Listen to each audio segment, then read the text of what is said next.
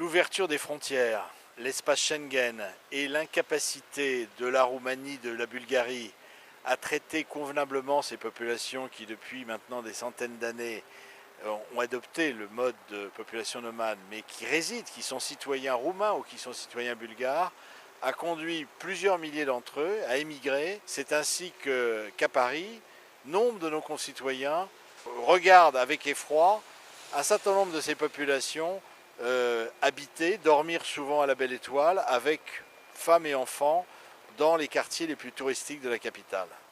Nous sommes devant ce fléau, nous sommes relativement désarmés. S'il ne s'agit pas de stigmatiser ces populations, qui sont des populations dont on peut que regretter leur état de dénuement, il convient également de ne pas sombrer dans l'angélisme.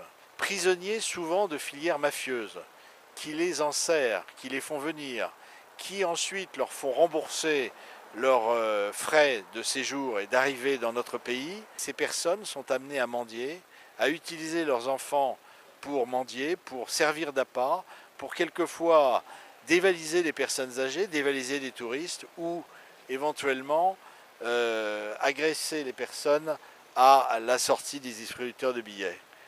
Juridiquement, nous sommes désarmés. Nous sommes désarmés, pourquoi? Parce que le délit de vagabondage, qui existait jusqu'en 1981, a été aboli. Seule aujourd'hui la publication d'arrêtés anti-mendicité couvrant certains secteurs de la capitale. Mais malheureusement, ceux qui existaient ont été abrogés par le nouveau préfet de police à la demande de la mairie de Paris lorsqu'il a été nommé consécutivement aux élections législatives de juin 2012.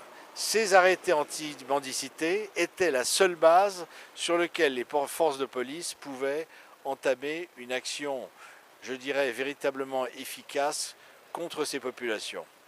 Actuellement, elles les contrôlent, elles leur délivrent éventuellement des obligations de quitter le territoire français s'ils n'arrivent pas à fournir des justificatifs d'un minimum de revenus, mais souvent ces actions, il faut bien le reconnaître, n'ont que peu d'effet.